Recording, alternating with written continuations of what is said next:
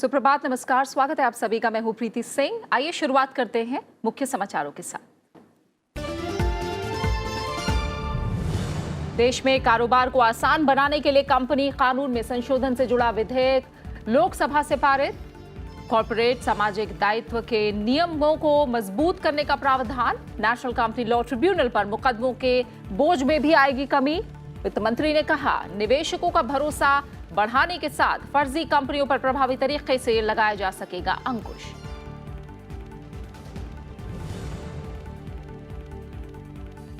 शपथ ग्रहण के बाद कर्नाटक की येदियुरप्पा सरकार का किसानों और बुनकरों को बड़ा तोहफा।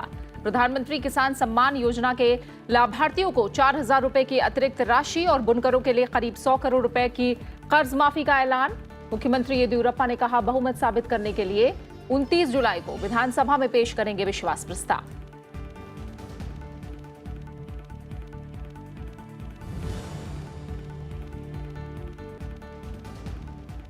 त्रिपुरा पंचायत चुनाव के लिए मतदान जारी। ग्राम पंचायत, पंचायत समिति और जिला परिषद की कुल 6,664 सीटों में से 994 सीटों के लिए आज डाले जा रहे हैं वोट। करीब 85% सीटों पर बीजेपी उम्मीदवार पहले ही हो चुके हैं निर्विरोध निर्वाचित।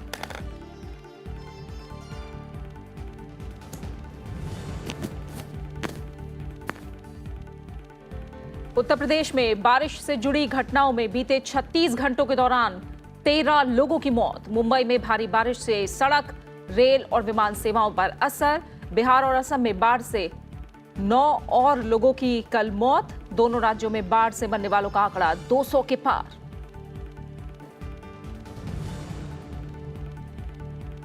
थाईलैंड अंतर्राष्ट्रीय मुक्केबाजी टूर्नामेंट में भारतीय खिलाड़ियों का शानदार प्रदर्शन। 5 भारतीय मुक्केबाजों ने फाइनल में बनाई जगह।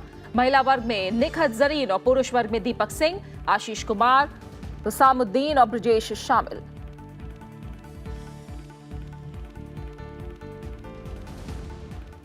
सबसे पहले बात संसद सत्र की। लोकसभा से शुक्रवार को कंपनी संशोधन विधेयक 2019 को मंजूरी मिल गई है, जो कंपनी संशोधन दूसरा अध्यादेश 2019 की जगह लेगा।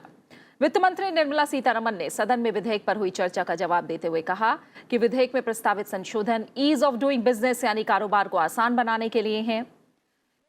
कॉर्पोरेट सामाजिक दायित्व यानी CSR के प्रावधान पर विभिन्न सदस्यों के सवालों के जवाब में वित्त मंत्री ने कहा कि CSR के लिए कंपनियों को 3 साल की अवधि दी गई है और पहले साल में उन्हें इस बारे में निर्णय लेने की प्रक्रिया पूरी करनी है। उन्होंने साफ किया कि 5 करोड़ रुपए का राजस्व अर्जित करने वाली और 1,000 करोड़ रुपए के कारोबार वाली कंपनियों को CSR की गतिविधियों को दिखाना होगा और इस बारे में सिर्फ स्पष्टीकरण से काम नहीं चलेगा। नए कंपनी कानून के मुताबिक नियमों का उल्लंघन करने वाली कंपनियों के खिलाफ सख्त कदम उठाने के लिए सरकार को और शक्तियां मिलेंगी। ये कानून राष्ट्रीय वित्तीय रिपोर्टिंग प्राधिकरण यानी NFRA को डिवीजन और कार्यकारी निकायों के माध्यम से और सक्षम बनाएगा। साथ ही संशोधनों के बाद नेशनल कंपनी लॉ ट्रिब्यूनल पर मुकदमों के बोझ में भी कमी आएगी। I'll go over to this point of what is the reason, Shri Adir Ranjan Chaudhary asked, what is the reason for including private companies under Section 164 of the Act?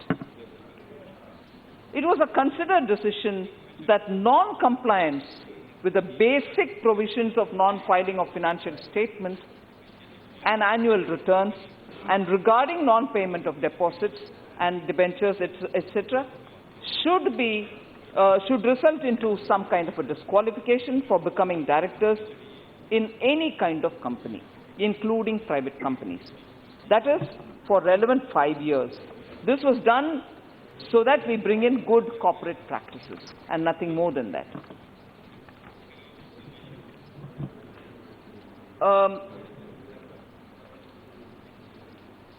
Sri Raja mentioned about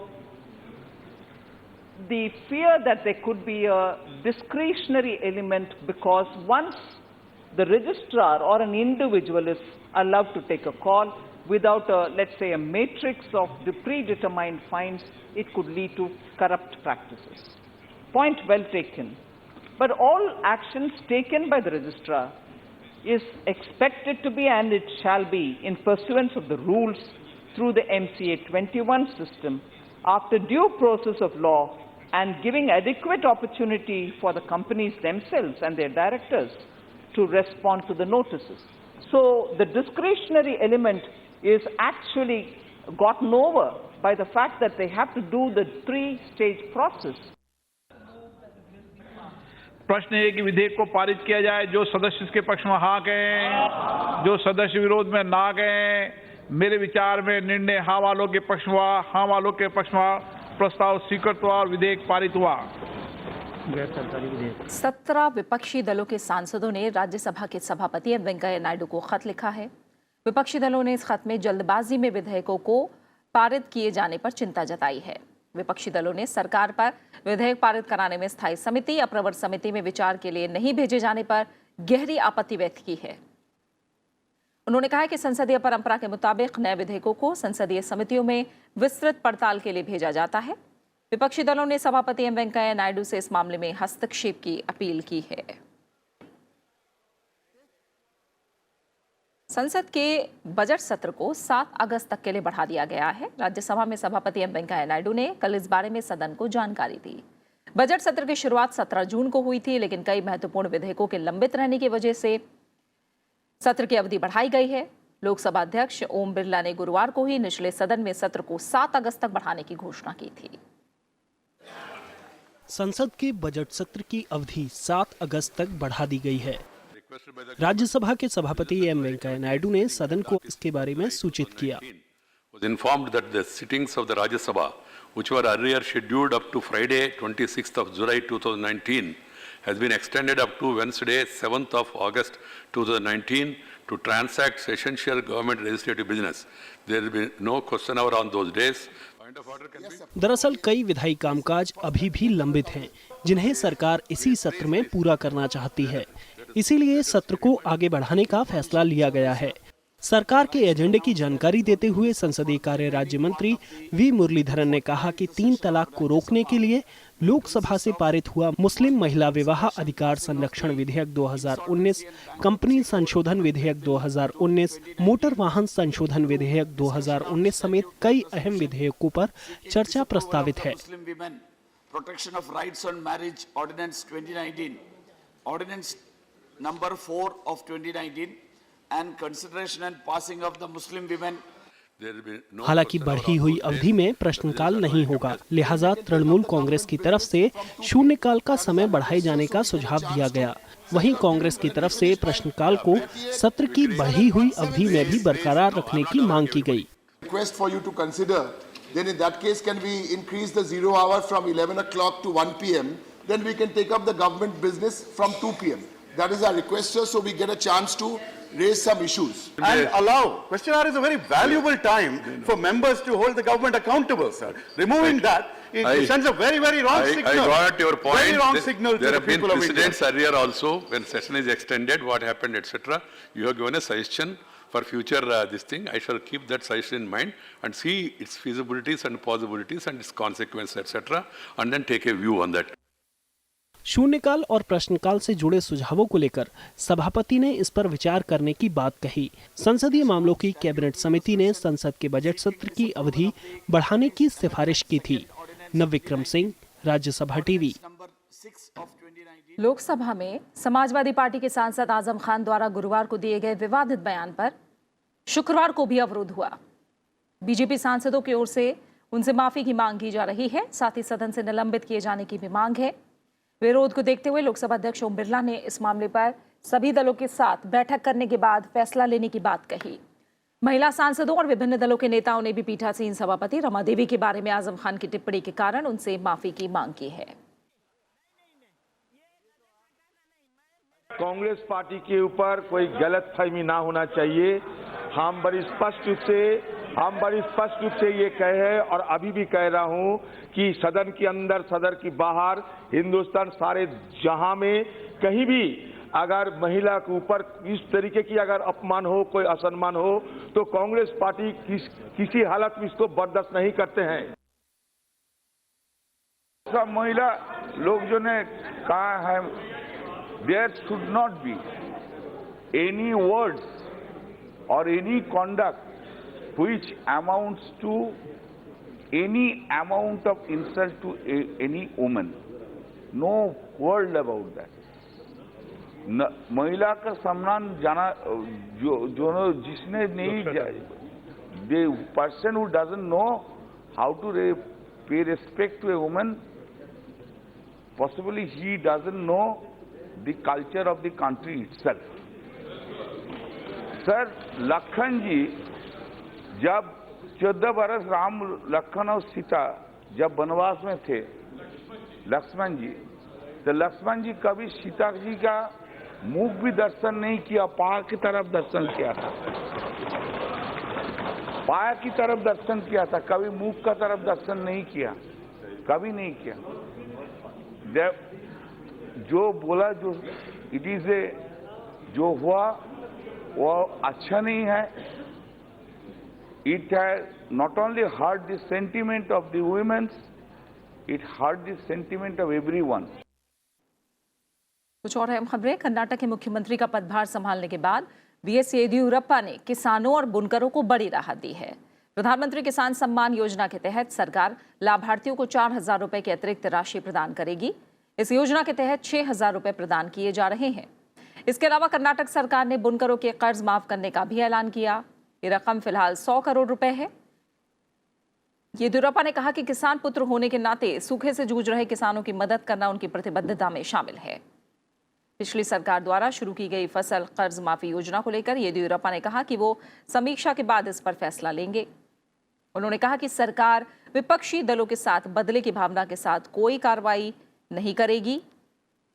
Yediyurappa ने 29 जुलाई को बहुमत साबित करने की बात कही है।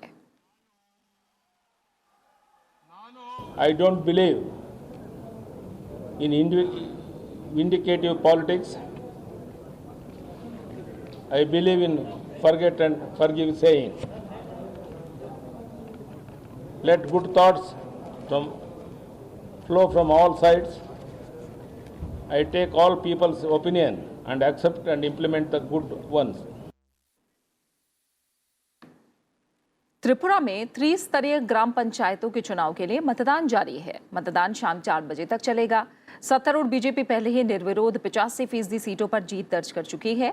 अब ग्राम पंचायतों की 833 पंचायत समितियों की 82 और जिला परिषदों की 79 सीटों के लिए मतदान हो रहा है। राज्य चुनाव आयोग के सचिव प्रसेनजीत भट्टाचार्य के मुताबिक ग्राम पंचायतों, पंचायत समितियों और जिला परिषदों की कुल 6,646 सीटों में से बीजेपी ने 5,652 सीटें निर्विरोध जीत ली हैं। कुल मिलाकर 8 जिलों के तहत आने वाले 31 ब्लॉकों के 1,848 मतदान केंद्रों पर 2,327 उम्मीदवार मैदान में हैं। मतदान को लेकर सुरक्षा के पुख्ता इंतजाम किए गए हैं। मतगणना 31 जुलाई को होगी। बीजेपी के कार्यकारी अध्यक्ष जेपी नड्डा ने कल मोदी सरकार के दूसरे कार्यकाल के 50 दिनों का रिपोर्ट कार्ड पेश किया। उन्होंने मोदी सरकार को किसान, मजदूर और कमजोर वर्ग के लोगों के लिए समर्पित बताया। उन्होंने कहा कि हमने देश को 5 ट्रिलियन इकोनॉमी बनाने के लक्ष्य के साथ विकास की राह पर चलने का फैसला लिया है। उन्होंने ग्रामीण भारत के हर गांव और घर में 2024 तक स्वच्छ पेयजल की योजना को क्रांतिकारी बदलाव लाने वाला करार दिया।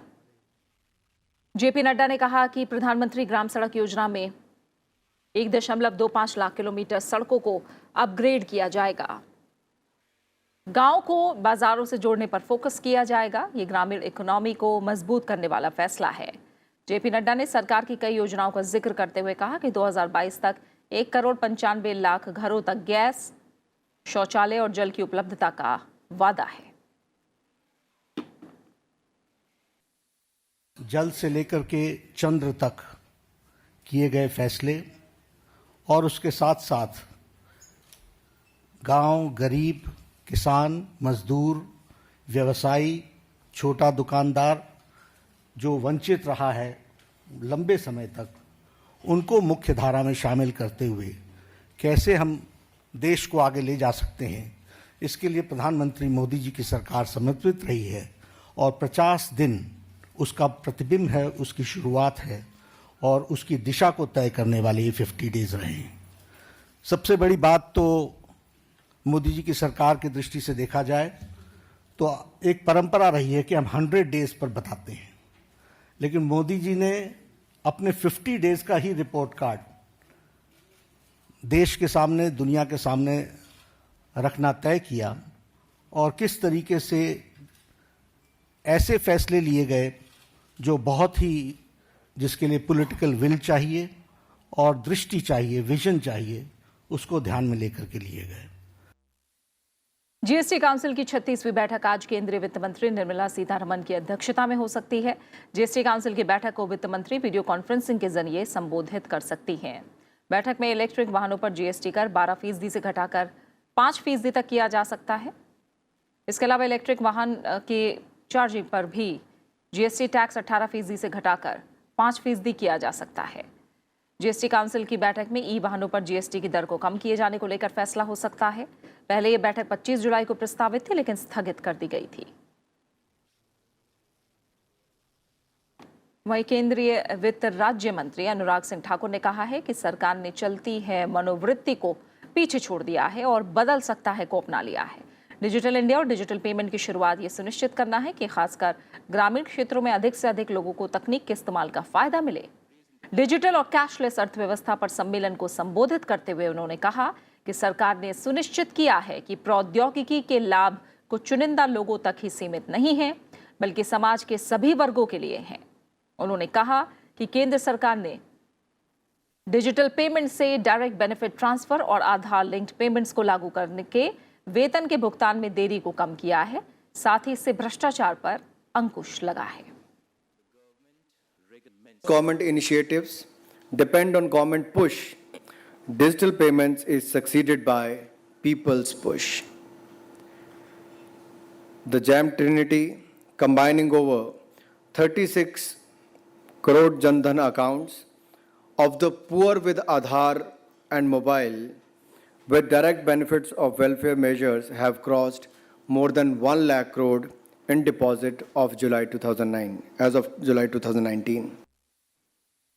प्रधानमंत्री नरेंद्र मोदी दिल्ली में आज कारगिल युद्ध के 20 साल पूरे होने के अवसर पर आयोजित एक कार्यक्रम को संबोधित करेंगे। कार्यक्रम दिल्ली के इंदिरा गांधी इंडोर स्टेडियम में आयोजित किया जाएगा। 3 घंटे के इस कार्यक्रम में मशहूर गायक मोहित चौहान भी देशभक्ति गीत पेश करेंगे। प्रधानमंत्री नरेंद्र मोदी के संबोधन और मोहित चौहान देशभक्ति गीतों की प्रस्तुति से युवाओं में जोश भरेंगे। इसके अलावा नृत्य के कार्यक्रम भी आयोजित किए जाने हैं। कार्यक्रम के दौरान कारगिल युद्ध पर बनी 8 मिनट की फिल्म भी दिखाई जाएगी। सेना का बैंड भी प्रस्तुति देगा। कारगिल विजय दिवस पर कार्यक्रमों का आयोजन जम्मू कश्मीर के द्रास और दिल्ली में किया गया है।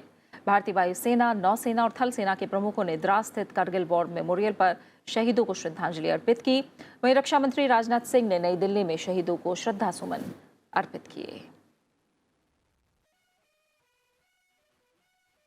कारगिल विजय दिवस की 20वीं वर्षगांठ के मौके पर ग्लोबल काउंटर टेररिज्म काउंसिल की तरफ से इंडिया गेट पर अमर जवान ज्योति के सामने कल एक संगोष्ठी का आयोजन किया गया, जिसका विषय था कारगिल के 20 साल वीरता और वीरता की गाथा।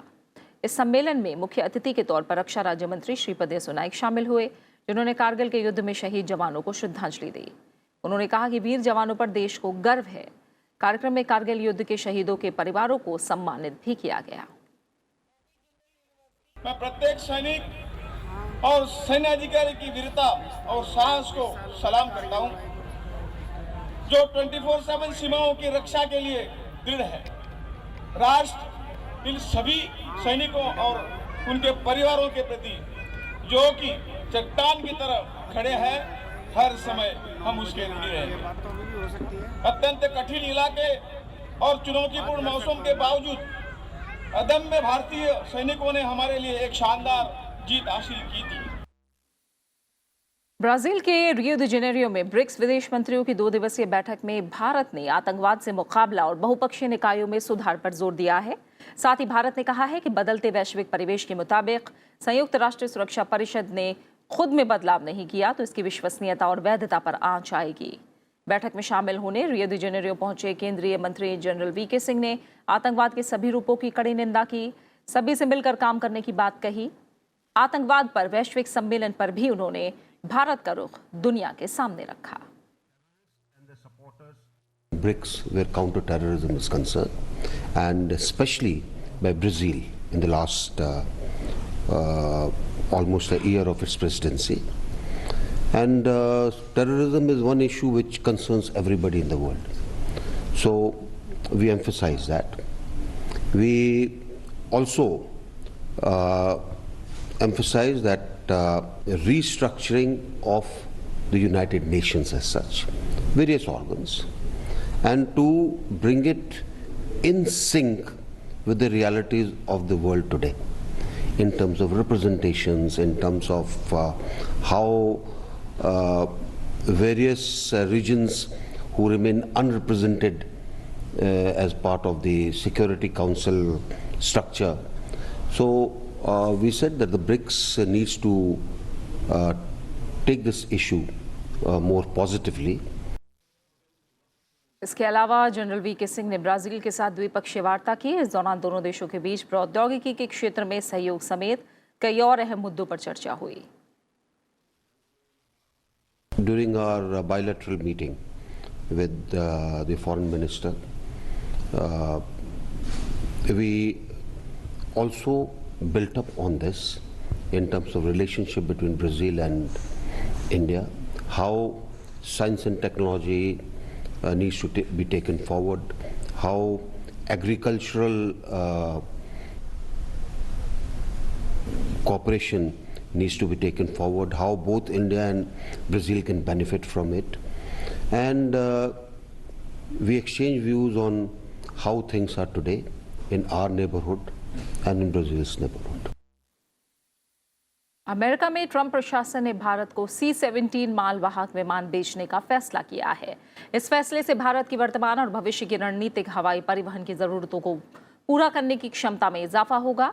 हिंद प्रशांत क्षेत्र में भारत की रक्षा क्षमताएं बढ़ाने के प्रयासों के तौर पर ट्रंप प्रशासन ने भारत के सैन्य मालवाहक विमान C-17 को सहयोग देने के लिए $67 करोड़ की विदेशी सैन्य बिक्री को मंजूरी देने के अपने फैसले से कांग्रेस को अवगत कराया। भारत ने हाल में C-17 के लिए पुर्जे और इसकी मरम्मत संबंधी पुर्जे, सहयोग उपकरण और कार्मिक प्रशिक्षण उपकरण खरीदने का अनुरोध किया था, जिसके बाद ये फैसला लिया गया। ये विमान कम लंबी पट्टी पर पूरे वजन के साथ उतरने में सक्षम है। ये रणनीति एयरलिफ्ट और एयर ड्रॉप अभियानों को अंजाम दे सकते हैं। इसके अलावा सामान को मरीजों को लाने ले जाने का काम भी कर सकता है। पूरी तरह से एकीकृत इलेक्ट्रॉनिक कॉकपिट और आधुनिक माल ढुलाई प्रणाली के चलते इसमें चालक दल के पायलट, सह पायलट और लोड मास्टर हो सकते हैं। और अब बात करेंगे मौसम की। देश के कई राज्यों में भारी बारिश से आम जनजीवन पर असर पड़ा है। उत्तर प्रदेश के कई इलाकों में पिछले 36 घंटों में बारिश से संबंधित घटनाओं में 13 लोगों की मौत हुई है। उत्तर प्रदेश के मुख्यमंत्री योगी आदित्यनाथ ने संबंधित जिलाधिकारियों को मृतकों के परिजनों को राहत के रूप में 4-4 लाख रुपए सहायता राशि देने के साथ ही घायल व्यक्तियों को पर्याप्त चिकित्सा प्रदान करने का भी निर्देश दिया है। वहीं महाराष्ट्र की राजधानी मुंबई और आसपास के इलाकों में भारी बारिश से जनजीवन अस्त व्यस्त है। खराब मौसम के चलते अब तक 17 विमानों का रूट डाइवर्ट किया गया है। मुंबई में भारी बारिश से जगह जगह जल जमाव देखने को मिल रहा है, जिससे सड़क और रेल यातायात पर भी असर पड़ा है। मौसम विभाग के पूर्वानुमान के मुताबिक राजधानी मुंबई समेत ठाणे और रायगढ़ में भारी बारिश की आशंका है। मौसम विभाग के अनुसार अगले 2 से 3 दिनों में कर्नाटक, केरल और उत्तरी राज्यों समेत देश के कई हिस्सों में भारी बारिश हो सकती है। बिहार और असम में बाढ़ से जुड़ी घटनाओं में 9 और लोगों की मौत के साथ दोनों राज्यों में मृतकों की संख्या शुक्रवार को बढ़कर 207 हो गई। असम में बाढ़ से कल 5 और लोगों की मौत के बाद मृतकों की संख्या बढ़कर 80 हो गई। हालांकि बाढ़ प्रभावित जिलों में जल स्तर कम हुआ है। बिहार में 4 और लोगों की मौत के साथ ही बाढ़ में मरने वालों की संख्या 127 हो गई है। राज्य में 13 जिले बाढ़ से प्रभावित हैं, जहां 82,84,000 लोग प्रभावित हैं। मुख्यमंत्री नीतीश कुमार ने राज्य की विधानसभा को बताया कि उनकी सरकार ने आपदा से हुए नुकसान के आकलन के लिए केंद्रीय टीम भेजने और उचित मदद के लिए केंद्र को पत्र लिखा है।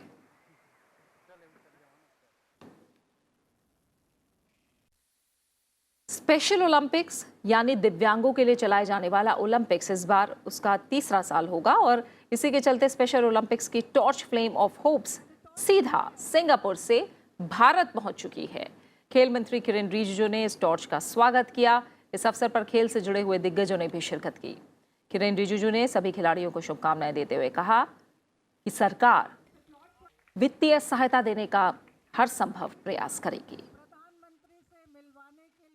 कुछ पैसे जो है हम स्पेशल एथलीट्स को देने के लिए कार्यक्रम जल्दी करने वाले हैं। हम स्पेशल ओलंपिक कमेटी के साथ बैठ करके तारीख तय करेंगे। मैं परसों में रशिया जा रहा हूँ। रशिया से आने के बाद मैं इसका कार्यक्रम करूँगा। जो चेन्नई में वर्ल्ड फुटबॉल चैम्पियनशिप जो होगा स्पेशल ओलंपिक्स का, उसमें भारतीय टीम के लिए मैं शुभकामनाएं देना चाहता हूँ। और भारत की 5 मुक्केबाजों ने शुक्रवार को बैंकॉक में खेली जा रहे थाईलैंड ओपन के फाइनल में प्रवेश करके पदक पक्के कर लिए हैं। इन 5 खिलाड़ियों में से एक महिला खिलाड़ी निखत जरीन और 4 पुरुष खिलाड़ी आशीष कुमार, दीपक और मोहम्मद उस्मानुद्दीन और ब्रिजेश के नाम शामिल हैं। वहीं भारत के 3 मुक्केबाजों का सफर सेमीफाइनल में ही खत्म हो गया।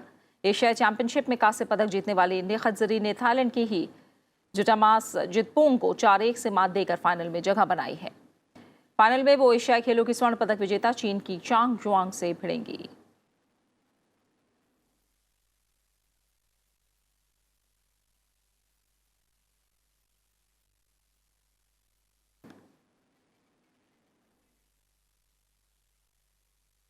मिसाइल मैन के नाम से लोकप्रिय पूर्व राष्ट्रपति डॉक्टर एपीजे अब्दुल कलाम की आज पुण्यतिथि है। अपनी उपलब्धियों और विचार से कलाम साहब समाज के सभी वर्गों, खासकर युवाओं के प्रेरणा स्रोत बने। राष्ट्रपति पद पर रहते हुए उन्होंने आम जनता की राष्ट्रपति भवन तक पहुंच बनाई। छात्रों से कलाम साहब का काफी लगाव था। जाते जाते आप भी याद कीजिए कलाम साहब को। और फिलहाल मुझे दीजिए इजाजत। नमस्कार। I will fly. I am born with potential. I am born with confidence. I am born with wings. So, I will fly.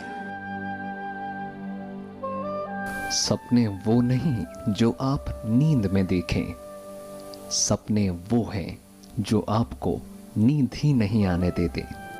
Doctor APJ Abdul Kalam, एक ऐसा नाम जिससे हर वर्ग और हर उम्र के लोग खुद को जुड़ा महसूस करते हैं। एक ऐसा नाम जो करोड़ों लोगों के लिए प्रेरणा का स्रोत है। मिसाइल मैन के नाम से मशहूर कलाम साहब का जन्म 15 अक्टूबर 1931 को तमिलनाडु के रामेश्वरम में हुआ। मद्रास इंस्टीट्यूट ऑफ टेक्नोलॉजी से इंजीनियरिंग की पढ़ाई पूरी करने के बाद कलाम साहब ने पहले डीआरडीओ और फिर इसरो जैसे महत्वपूर्ण संगठनों में काम किया। 1998 में पोखरण में हुए दूसरे परमाणु परीक्षण में भी डॉक्टर कलाम की महत्वपूर्ण भूमिका रही। डॉक्टर कलाम भारत के अंतरिक्ष कार्यक्रम और मिसाइल विकास कार्यक्रम के साथ भी जुड़े रहे। इस वजह से उन्हें मिसाइल मैन का खिताब मिला। वो Indian national committee for space research के सदस्य भी रहे। Integrated guided missile development programme की शुरुआत भी उन्हीं की देखरेख में हुई। 25 जुलाई 2002 को डॉक्टर कलाम देश के 11वें राष्ट्रपति बने। बतौर राष्ट्रपति उन्होंने लोगों के दिलों में खास जगह बनाई।